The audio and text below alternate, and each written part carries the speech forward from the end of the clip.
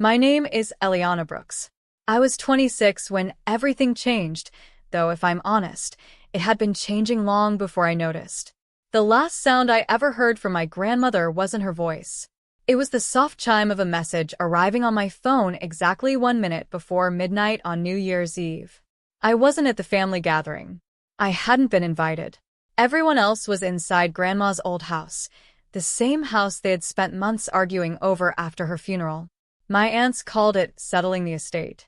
My cousins called it moving on. From where I stood, it looked more like people dividing memories into piles they could carry home. I spent that evening alone in my apartment, wrapped in an old knitted blanket Grandma had made years earlier. The wool had started to fray at the corners, and one loose thread always caught around my finger whenever I folded it. I never fixed it. Somehow, that imperfection made it feel more like her.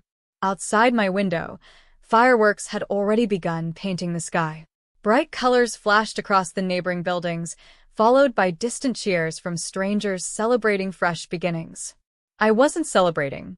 My family had made it painfully clear that I no longer belonged in theirs. It hadn't happened overnight. Exclusion rarely does.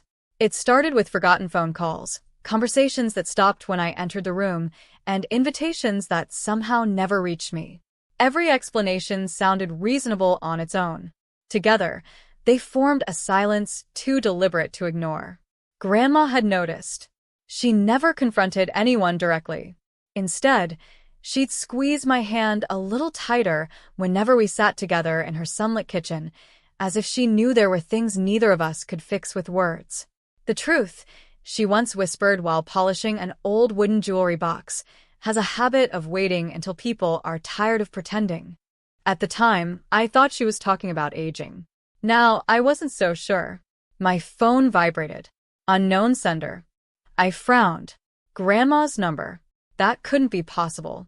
Her phone had been buried with her nearly 3 months earlier. With trembling hands, I opened the message. Only 12 words appeared on the screen. My dear, go to the basement. Behind the bookshelf. Trust yourself, not them. I stared at the text until the fireworks outside disappeared into silence. Then another notification appeared beneath it. Scheduled. Sent at 11:59 p.m. My heartbeat slowed instead of racing. Grandma had planned this. And for the first time since she was gone, I felt as though she had just reached across time to tell me that the story my family believed was over had only just begun. The drive to Grandma's house felt strangely familiar, as if my hands remembered the route before my mind did. The streets were almost empty, scattered with the fading glow of fireworks and abandoned paper streamers that skated across the pavement in the winter wind. By the time I parked a block away, the celebration had already begun to dissolve into silence. The house looked unchanged from the outside.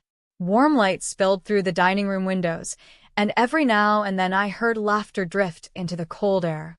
It sounded effortless, the kind of laughter that comes from people convinced they've already won. I stayed in the shadows. For a moment, I wondered if I should turn around. Maybe grief had blurred my judgment. Maybe the message was some delayed mistake that meant nothing at all. I could almost hear Grandma gently reminding me not to confuse fear with wisdom. The side entrance was still unlocked, just as it had been when she used to ask me to bring groceries through the kitchen. I slipped inside quietly. The familiar scent of cinnamon, old books, and polished wood lingered in the air. It stopped me where I stood. For one aching second, it felt as though she might walk into the hallway wearing her faded blue cardigan, smiling as if nothing had changed. Instead, I heard voices upstairs. She never had much anyway, one of my cousins said with a laugh. Another answered, at least everything valuable is finally accounted for. The words settled heavily in my chest. Everything? Grandma had treasured things no auction could price. Letters tied with ribbon, recipes stained with flour, postcards, tiny keepsakes from ordinary days. If they believed her life could be measured by jewelry or property, then they had never really known her. I moved toward the basement door, every step slower than the last. The wooden stairs creaked beneath my feet, the sound echoing through the darkness. I paused after each one, listening. Above me, glasses clinked together in a cheerful toast. Below me, there was only stillness.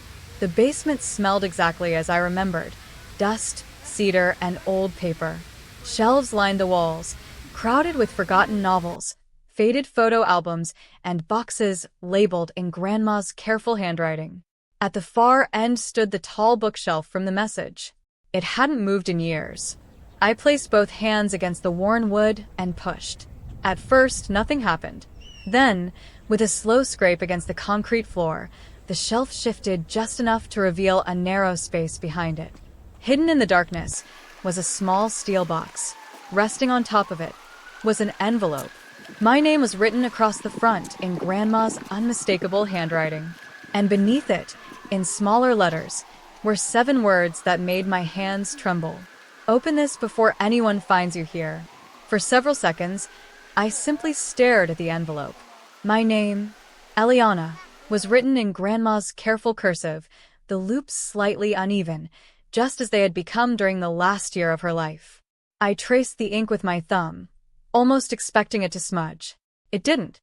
The paper felt crisp, as though she'd chosen it with intention. I opened it slowly. Inside was a single handwritten letter. My dear Eliana, if you're reading this, it means 2 things. First, I was right about their impatience. Second, you trusted your own heart enough to come. I'm not leaving you the most expensive thing I own. I'm leaving you the only thing that cannot be divided. My breath caught. The words didn't sound like a farewell. They sounded like she was sitting across from me at her kitchen table, waiting for me to finish reading before pouring another cup of tea. I kept going. Behind this letter is a key. It opens the steel box. Inside, you'll find papers everyone else overlooked because they were too busy counting what they could sell. A small brass key slipped from the envelope into my palm. It was worn smooth from years of use. I unlocked the steel box. The lid lifted with a quiet sigh. There was no jewelry, no stacks of cash, no dramatic secret inheritance. Instead, the box held 3 neatly arranged folders, a bundle of photographs tied with pale blue ribbon, and a leather-bound journal whose edges had softened with age. For a fleeting moment, disappointment whispered at the edge of my thoughts. Then I remembered Grandma's favorite sentence: people who only look for treasure rarely recognize it when they find it. I opened the first folder. Inside were copies of family letters spanning nearly 40 years. Some were joyful. Others carried apologies that had never been spoken aloud. Tucked between them were handwritten notes explaining why Grandma had kept each one. The second folder contained legal documents. One page immediately caught my attention. It wasn't a will. It was a notarized statement, dated only weeks before she passed away. At the bottom, in Grandma's unmistakable signature, was a sentence that made the room feel suddenly smaller. If any disagreement arises over my estate, these documents explain my final intentions more truthfully than any conversation held after my death. A faint sound echoed from upstairs. Footsteps. Slow. Uncertain. Someone had entered the hallway above the basement. I instinctively closed the folder and held my breath. The house fell silent. Then I heard a voice call out, "Did anyone just go downstairs?" I froze, one hand resting on the journal, the other gripping the edge of the steel box. The footsteps paused above me. For a few long seconds, all I could hear was the old furnace humming somewhere in the corner. Then another voice answered with a careless laugh. "It's probably the house settling." The footsteps faded. Only when the silence returned did I let out the breath I'd been holding. I reached for the leather journal. Its cover was worn smooth, and a pressed lavender flower rested between the first pages. The familiar scent carried me back to summers in Grandma's garden, where she'd tell me that the strongest roots always grew quietly beneath the surface. The first page wasn't a diary entry. It was addressed to me. Eliana, families often confuse love with possession. They believe keeping a house means they've kept a life. They are mistaken. My eyes blurred. I turned another page. Grandma had written about each member of the family, not to judge them, but to understand them. She described fears they never admitted, dreams they abandoned, and the small moments that slowly built invisible walls between us. There was sadness in her words, but never bitterness. Near the back of the journal, an envelope was tucked inside the cover. It contained a certified copy of a document signed by her attorney months before she died. Attached to it was a handwritten note. The real inheritance was never hidden in this basement. It was hidden in whether someone cared enough to look beyond money. If you've found these pages, you've already discovered what I hoped would survive me. As I folded the note back into the journal, something slid from between the final pages. It was a small photograph. Grandma and I were standing in front of the old bookshelf, both smiling. On the back, she'd written only one sentence. "Now take this to Mr. Carter. He already knows the rest." I turned the photograph over again, hoping another clue would appear, but there was only Grandma's steady handwriting. "Now take this to Mr. Carter. He already knows the rest." Mr. Carter. The name stirred a memory that had been buried beneath months of grief. He wasn't just Grandma's attorney. He had been her closest friend since college, long before he ever handled a single legal document for our family.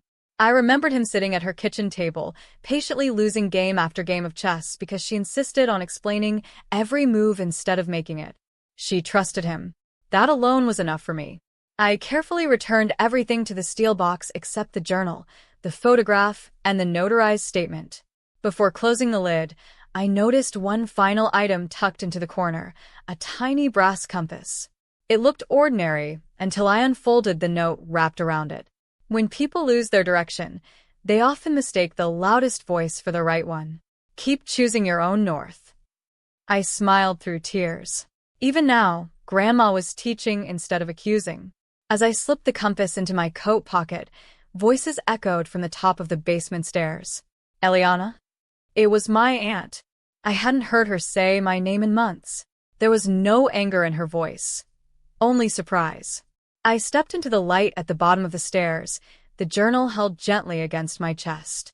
She looked at me, then at the open bookshelf behind me. For a brief moment, neither of us spoke. Finally, she asked quietly, "What did she leave you?" I looked down at the worn leather journal, and then back at her. "Not what you think," I replied. It was the truth. And somehow, it was also the beginning of a conversation my family had spent years trying to avoid. My aunt didn't answer right away. Her eyes lingered on the journal in my hands, then drifted toward the bookshelf that had quietly guarded Grandma's secret for years. She looked less curious than unsettled, as if she had suddenly realized there were parts of Grandma's life she had never taken the time to understand. "Everyone's waiting upstairs," she said softly. "They've been talking about you." I almost laughed. Talking about me had never been the problem. No one had thought to talk to me. "I won't be long," I replied. She gave a small nod and walked away without another question. It wasn't forgiveness.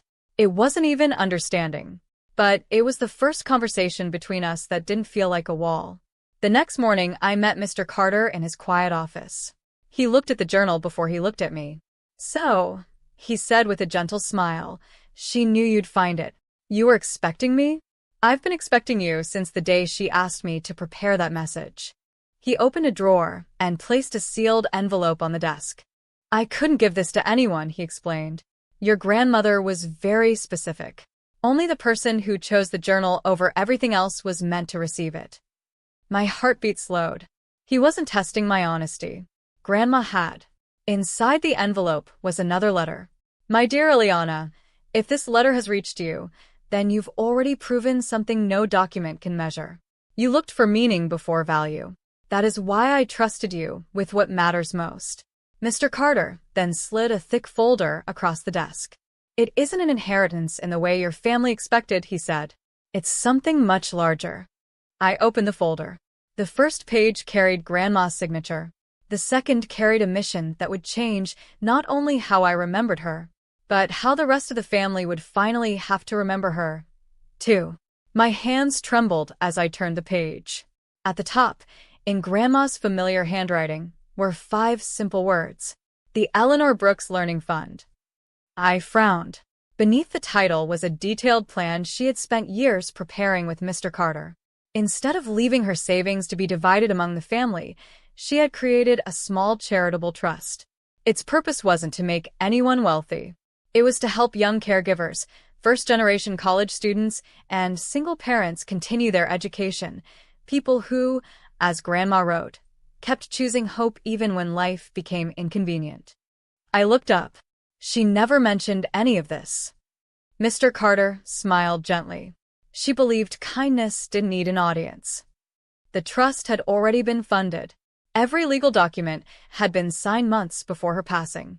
The arguments over furniture, jewelry, and the house had never touched what she considered her greatest legacy. "There is one more thing," Mr. Carter said, sliding the final page toward me. At the bottom was a single appointment. Founding Steward, Eliana Brooks.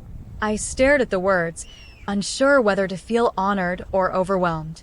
"Why me?" He folded his hands before answering. "Your grandmother told me something I'll never forget. She said, 'The person who protects memories without expecting a reward is the one who can be trusted with the future.'" A quiet ache settled in my chest. For years, I believed my family had taken everything that mattered. Now I realized they had only taken the things they could see. What Grandma had truly spent her life building had never been hidden in a house, a bank account, or a locked box. It had been placed, patiently and deliberately, into the hands of someone she believed would choose compassion over possession. As I left Mr. Carter's office, my phone buzzed. A message from my cousin. "Can we talk? I think we misunderstood Grandma, and maybe you, too." For the first time in a long while, I didn't feel the need to answer immediately. Some conversations deserve time, especially the ones that begin with the quiet possibility of truth. I waited 3 days before replying.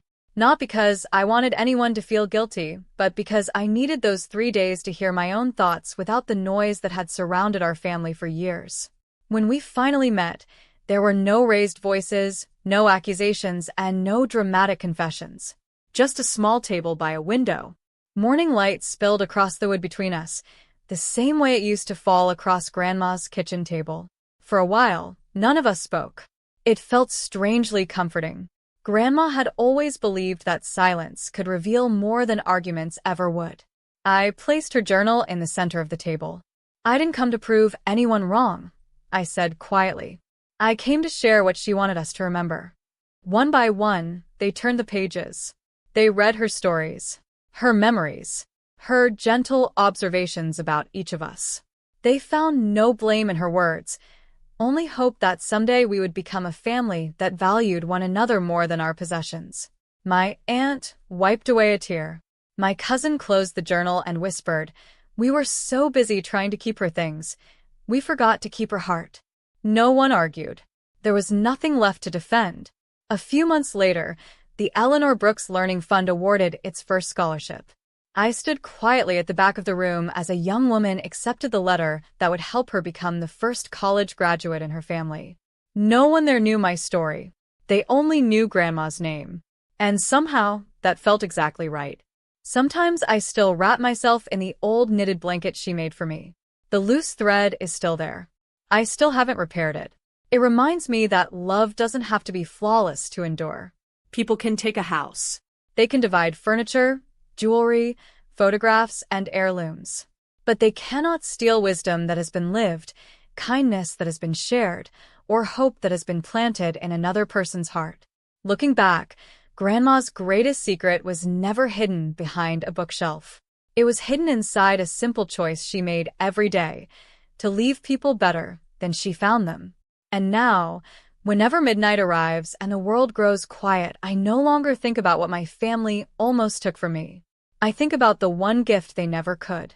The kind of inheritance that doesn't fit inside a lockbox. The kind that quietly lives on in the people who choose to carry it forward. Thank you for staying with me until the very end of Eliana's story. If her journey reminded you that kindness, truth, and self-respect are worth more than any inheritance, I'd love to hear your thoughts.